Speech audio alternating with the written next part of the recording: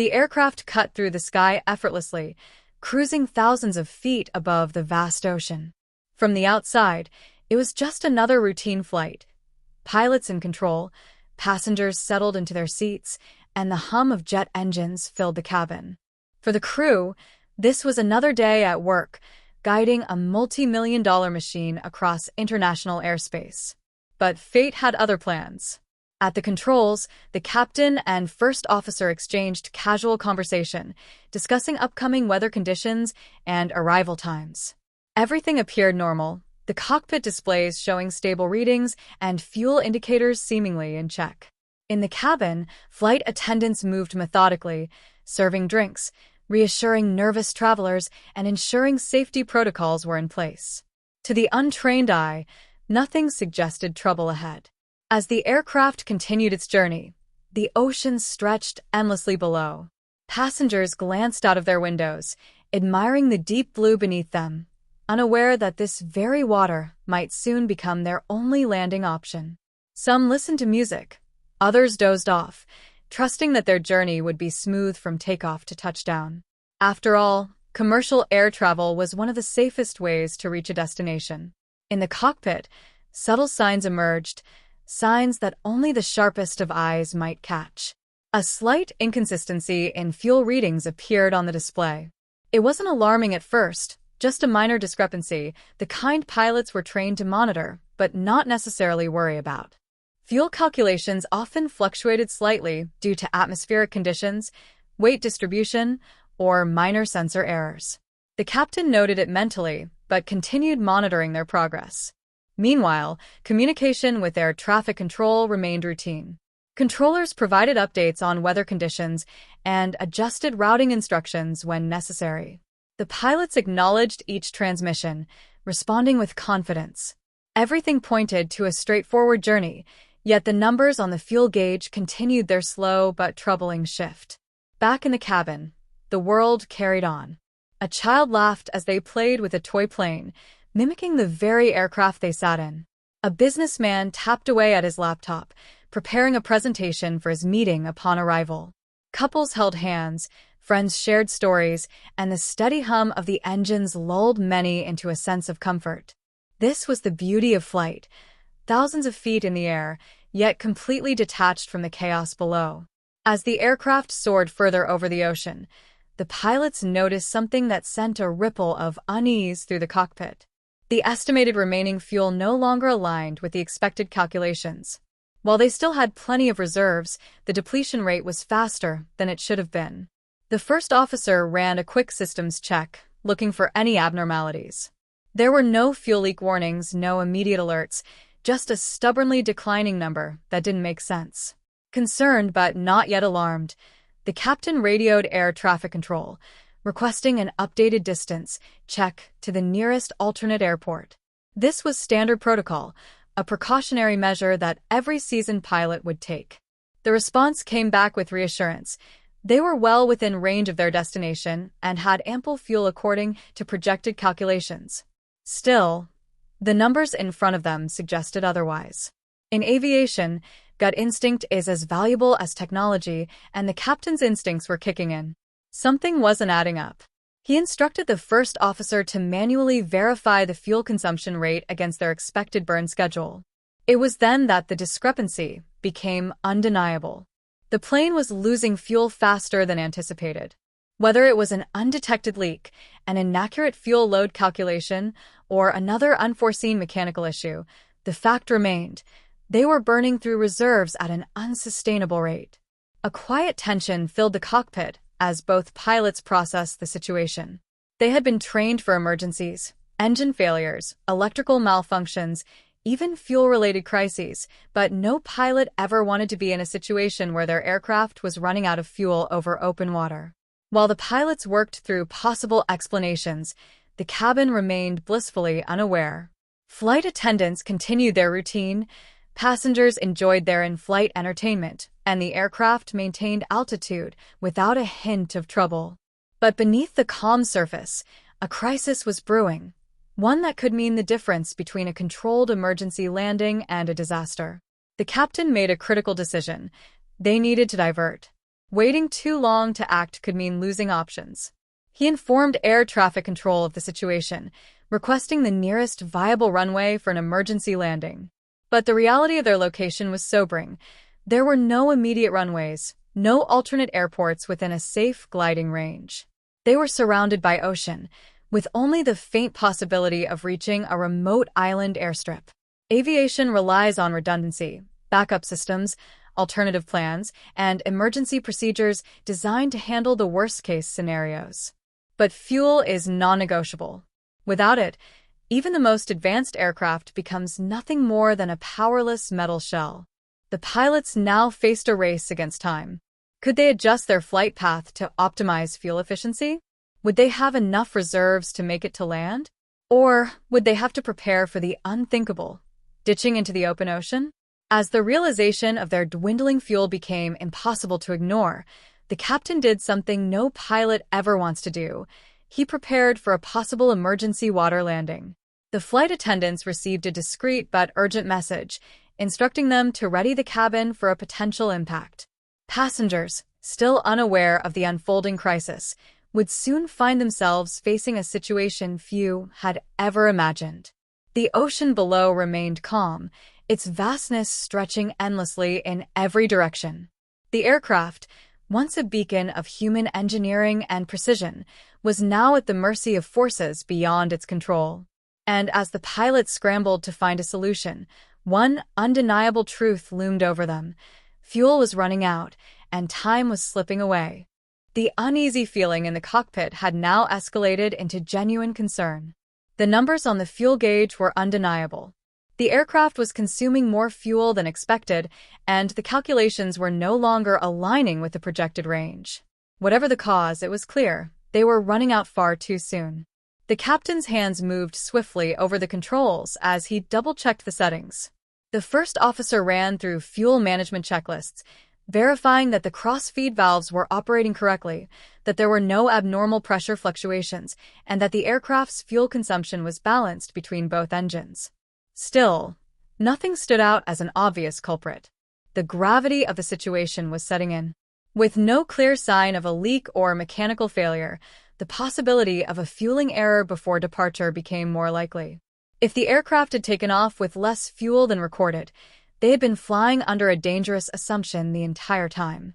A miscalculation on the ground, whether human error or an inaccurate reading during refueling, could now be leading them straight into an emergency. The captain reached for the radio and contacted air traffic control again. His voice was steady, but there was an urgency behind his words. He informed them of the fuel discrepancy and requested immediate clearance to the closest possible landing site. The response came quickly, but the news was far from reassuring. The nearest major airport was well beyond their estimated fuel reserves. A deep breath. A quick exchange of looks. They needed another plan. The first officer scanned through available diversion options, searching for anything within range, a remote island airstrip, a military base, anything that could serve as a last resort. But the unforgiving reality of their position became clear. They were too far from land. There was no easy escape. The captain made a decision. They would switch to fuel conservation mode. Every move from this point forward had to be calculated, every drop of fuel accounted for.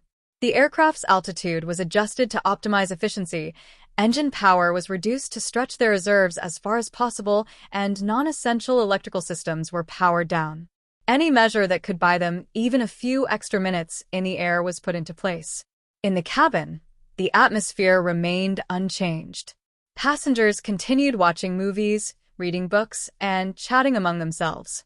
Flight attendants made their rounds, unaware that in the cockpit, the crew was engaged in a battle against time. The pilots knew they had to remain calm. Panic would only cloud their judgment. Another check of the fuel readings. Another calculation. The numbers were worsening. Even with conservation efforts, they were still coming up short. The first officer clenched his jaw as he ran through alternate scenarios. If they couldn't reach land, the only option left was the open water below. The words no pilot ever wanted to say began to form in the captain's mind. Ditching. The emergency procedure for an ocean landing was drilled into every pilot's training, but it was a maneuver that was rarely attempted in real-world situations. The success of such a landing depended on skill, weather conditions, and a tremendous amount of luck. Even if they pulled it off, survival was not guaranteed. The thought of passengers bracing for impact, of the aircraft skimming the surface of the water, of the desperate scramble for life rafts, it all raced through his mind. But there was no time to dwell on worst-case scenarios. He had to act. He turned to the first officer and gave the order to prepare for a possible water landing. It was a last resort, but they needed to be ready. The first officer acknowledged the command and immediately began the checklist. They had to time everything perfectly. The aircraft had to hit the water at just the right angle, with the right speed, to prevent it from breaking apart on impact. In the cabin, the lead flight attendant received an urgent call from the cockpit. The instructions were clear: prepare the passengers for an emergency landing. The moment the announcement came over the intercom, the mood inside the aircraft shifted instantly. Conversation stopped, eyes widened, and a thick silence filled the air. Passengers who had been relaxed only moments ago were now gripping their armrests. The once comforting hum of the engines now seemed ominous. Flight attendants moved quickly, demonstrating emergency brace positions, checking seatbelts, and ensuring life vests were within reach. A mother held her child close, whispering reassurances even as fear tightened her throat. A businessman who had been reviewing spreadsheets moments ago now stared blankly ahead, his mind struggling to process what was happening. Couples clutched each other's hands, exchanging silent prayers. Back in the cockpit, the pilots worked through their final steps. The captain had made his decision. If they couldn't reach land, they would ditch in the ocean.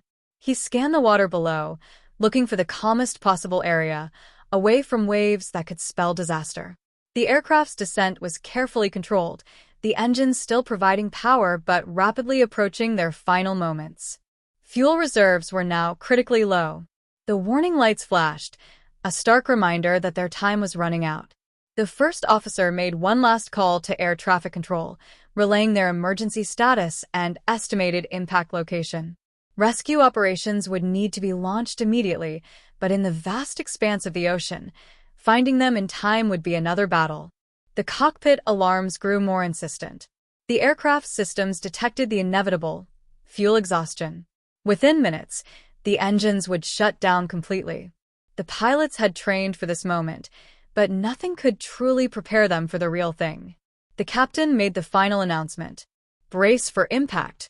In the cabin, panic surged. Some screamed, some prayed, others sat frozen, their minds refusing to accept reality.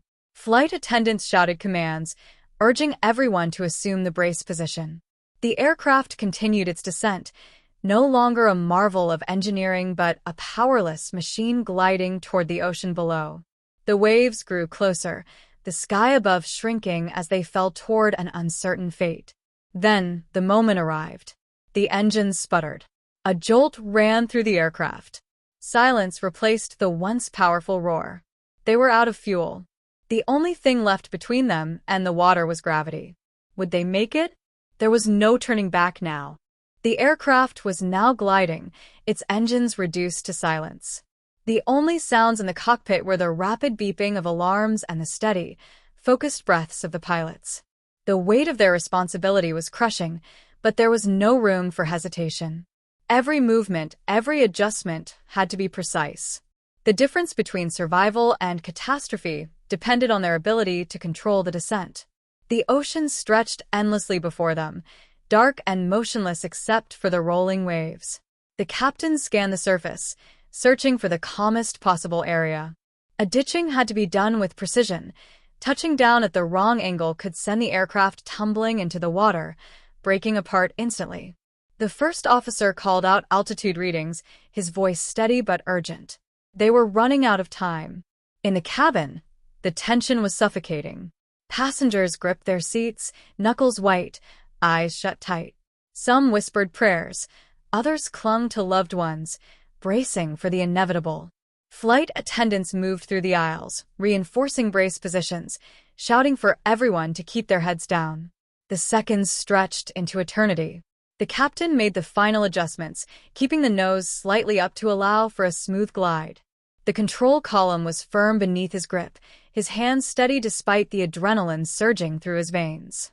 He had trained for emergencies, but nothing compared to the reality of bringing a powerless jet down onto open water. Then impact. A violent shudder ripped through the aircraft as the fuselage met the surface. The belly of the plane skimmed across the water, sending massive sprays of ocean in every direction. The force threw passengers forward despite their brace positions, oxygen masks falling from the ceiling as the impact sensors detected the violent deceleration. A deafening screech of metal against water filled the air, but the aircraft remained intact. The first officer fought to keep the nose level, preventing it from dipping too soon. The tail dragged momentarily, creating a sudden jolt that sent a fresh wave of panic through the cabin. But against all odds, the aircraft stayed upright, skidding across the waves before finally slowing to a halt. For a moment there was silence. Disbelief. They were alive. Then reality returned with force. Water began seeping into the lower compartments, the weight of the ocean already working against them. The captain wasted no time. He commanded the evacuation, his voice firm over the intercom. Evacuate immediately. Move to the exits. Follow crew instructions. Flight attendants sprang into action, unfastening their harnesses and shouting for passengers to remain calm. The aircraft was designed for scenarios like this, with life rafts and flotation devices stowed away for emergencies, but getting everyone out safely was another battle entirely. The emergency doors were opened, revealing the open sea. Cold air rushed in, the scent of salt water filling the cabin. Inflatable slides deployed, bobbing violently on the waves. Passengers scrambled toward them, some in shock, others frozen with fear. The crew worked swiftly, guiding people out, shouting over the chaos. In the cockpit, the pilots made their final checks before abandoning their posts. Water was rising fast, creeping into the aisles, dragging the aircraft deeper with each passing second. The captain gave one last look at the controls, at the plane that had carried them so far, before turning and rushing toward the exit. Outside, the scene was harrowing. Passengers huddled together in life rafts, some still clinging to the inflatable slides, their bodies drenched and shivering. Flight attendants continued shouting instructions, urging people to move away from the sinking aircraft.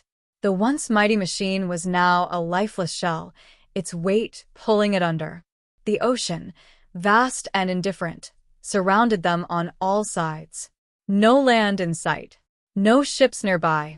The only hope was that their emergency signals had been received, that help was already on the way. Time blurred. Minutes felt like hours as the survivors clung to their rafts, staring at the wreckage. The aircraft, their lifeline moments ago, was disappearing beneath the surface. A final groan of metal, a swirl of foam, and it was gone. The ocean had claimed it. Now they waited. Alone in the open sea. Would rescue come in time? Or would they have to fight the elements, the hunger, and the unknown dangers of the deep? The battle for survival was far from over. The aircraft was gone. The last remnants of its metal frame had slipped beneath the waves, leaving only scattered debris bobbing on the surface. The survivors floated in the open ocean, their only refuge the life rafts now drifting in the vast, unbroken expanse of water. The hum of an aircraft engine, the security of a sturdy cabin, the routine of a normal flight, all of it had vanished in an instant. Now, there was nothing but the sea, the sky, and the unknown. For a moment, silence stretched between them, a stunned pause as everyone struggled to comprehend what had just happened. The terror of the crash had been replaced by a new fear: survival. Some clung to each other, eyes scanning the horizon for any sign of rescue. Others sat frozen, lost in shock, their minds replaying the moments before impact. The adrenaline that had carried them through the evacuation was fading, leaving exhaustion in its place. The flight attendants, now acting as leaders in this desperate situation, moved between the rafts, checking for injuries and assessing supplies. Life vests had kept many afloat, but a few had been pulled aboard unconscious, their bodies battered by the violent landing. One attendant quickly administered CPR to a man who had swallowed too much seawater, while another reassured a crying child wrapped in a damp survival blanket. Every second mattered. The waves, once distant and passive from the height of the plane, now dictated their reality. The water was cold, soaking into their clothes, chilling them to the bone. Some of the rafts had drifted apart in the chaos, carried by unseen currents. A few survivors kicked desperately, trying to bring them closer together, knowing that staying as a group increased their chances of being found. But the vastness of the ocean stretched endlessly in all directions. The captain, now just another survivor among them, sat quietly in one of the rafts, his mind still processing the decisions that had brought them here. He had done everything he could, executed every procedure with precision, yet the weight of responsibility pressed down on him. Lives had been saved, but they were not out of danger yet. He turned his gaze to the sky, searching for any sign of approaching aircraft, any indication that their distress calls had been received. Hours passed. The sun, relentless and unshielded, beat down on them, turning the cold of the water into a humid, suffocating heat. Dehydration would soon become a problem. Supplies were limited. Each raft carried only a small emergency kit with water rations, signaling devices, and basic medical supplies.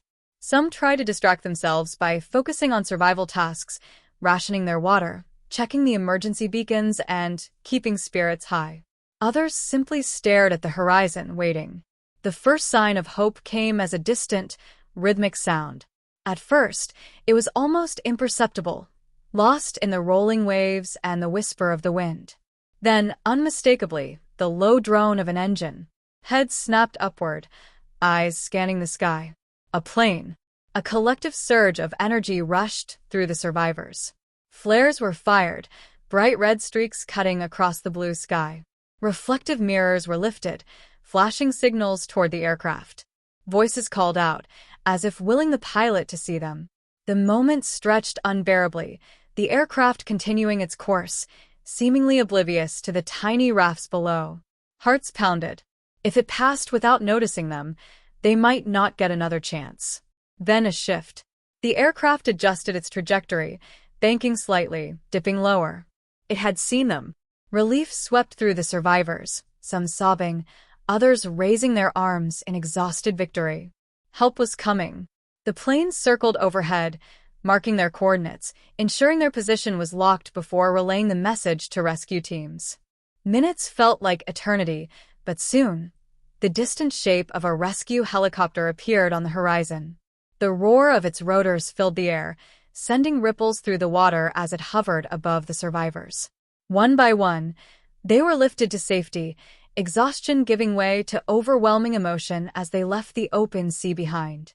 As the last survivor was pulled aboard, the captain exhaled deeply, allowing himself a moment of quiet reflection. They had made it. Against impossible odds, they had survived. The ocean had nearly claimed them, but in the end, they had been given a second chance. As the rescue helicopter turned toward land, the endless blue beneath them faded away, replaced by the promise of solid ground. The ordeal was over. They were going home.